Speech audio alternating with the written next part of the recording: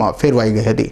નોટબંધીના 50 દિવસ પૂર્ણ થયા બાદ પ્રજા પારાવાર મુશ્કેલીનો સામનો કરી રહી છે, ત્યારે ગીર સોમનાથ જિલ્લા કોંગ્રેસ દ્વારા વેરાવળ ખાતે રેલી યોજી જિલ્લા કલેક્ટર કચેરીનો ઘેરાવ કરી કલેક્ટરને આવેદનપત્ર આપ્યું હતું। વિપક્ષ કોંગ્રેસ દ્વારા નોટબંધીના વિરોધમાં સમગ્ર દેશમાં જિલ્લા કક્ષાએ વિરોધ પ્રદર્શનના કાર્યક્રમો યોજાઈ રહ્યા છે, જે અંતર્ગત ગીર સોમનાથ જિલ્લાના વડામથક વેરાવળ ખાતે જિલ્લા કોંગ્રેસ સમિતિના પ્રમુખ ભગવાન બારડ અને ધારાસભ્ય પૂંજા વંશ સહિતની આગેવાનીમાં કોંગ્રેસી કાર્યકરોની વિશાળ રેલી યોજાઈ હતી।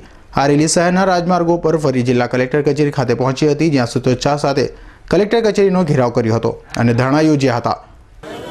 એમણે કીધું હતું કે 50 દિવસ પછી તમે રાહ જુઓ, બધું સારું થઈ જશે, છતાંય આજે 55 કે 54 દિવસ થઈ ગયા અને વધારે મુશ્કેલીઓ હવે પ્રજા હવે પછી પણ દિવસોમાં ભોગવી રહી છે। બેંકોની અંદરથી લઈને લાઈનો ઊભા રહીને બધા લોકો ખેડૂતોથી, એટલે એમને સમર્થનમાં પ્રજાનો અવાજ સરકાર સુધી પહોંચાડવા માટે ખરેખર પ્રજા મુશ્કેલી ભોગવી રહી છે, એમને અમે સાથ આપવા માટે આ કોંગ્રેસ પાર્ટીએ સમગ્ર હિન્દુસ્તાન અને ગુજરાત લેવલ ઉપર આજે આ ધરણા રેલી અને આવેદનનો આજે પ્રોગ્રામ આપવામાં આવ્યો છે।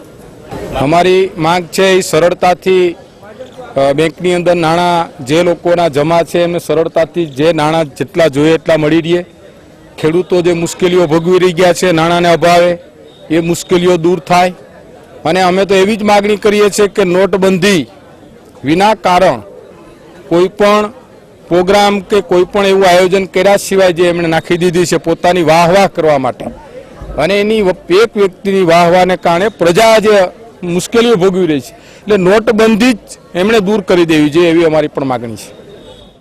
ઉનાના કોંગ્રેસી ધારાસભ્ય પૂંજા વંશે નોટબંધીના વિરોધમાં જણાવ્યું હતું કે વિરોધ ગણાવી નોટબંધીની સફળતા શું છે તે અંગે વડાપ્રધાન નરેન્દ્ર મોદીએ જનતા સમક્ષ ખુલાસો કરવો જોઈએ તેવી માંગ પણ કરી હતી।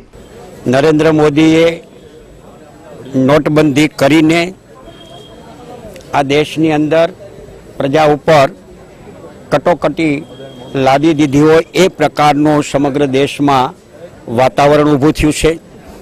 50 દિવસની મોતલ માગેથી પ્રાઇમ મિનિસ્ટરે ગોવાની સભામાં કે મને 50 દિન આપો અને 50 દિન પછી જો કોઈ પણ દેશની પ્રજાની ફરિયાદ હશે તો દેશના લોકો જે સજા કરે એ સજા હું ભોગવવા માટે તૈયાર છું। આજે 50 દિવસને બદલે 55 થી 56 દિવસ જેટલો સમય પૂર્ણ થયા પછી પણ મુશ્કેલીઓમાં દિન પ્રતિદિન હવે વધારો થતો જાય છે, ઘટવાનું નામ લેતું નથી। ત્યારે વડાપ્રધાન પાસે માંગણી કરીએ છીએ, આજે પણ લોકોને પોતાના નાણાં, પોતાની પરસેવાની કમાઈ, બેંકમાં મૂકેલી રકમ પોતાને જરૂરિયાત હોય તો પણ એ ઉપાડી શકતા નથી। આવો જો કોઈ દેશ હોય તો એ વિશ્વમાં ભારત છે, અને ભારત દેશ બનાવવા માટેનું કોઈને જો આ પ્રકારનો દેશ બનાવવાનું શ્રેય જતો હોય તો એ નરેન્દ્ર મોદી વડાપ્રધાનને જાય છે કે એમણે આ તગલકી નિર્ણયને કારણે દેશની પ્રજાને બાનમાં લીધી છે। જિલ્લા કોંગ્રેસના કલેક્ટર કચેરીના ઘેરાવ કાર્યક્રમ બાદ આગામી 9મીને જિલ્લા મહિલા કોંગ્રેસ દ્વારા થાળી વેલણના ઘંટરાવ સાથે સરકારને લોકોને પડતી હાલાકીનો અવાજ પહોંચાડવાનો કાર્યક્રમ પણ યોજાનાર છે। દીપક જોશી, વી ન્યૂઝ, ગીર સોમનાથ।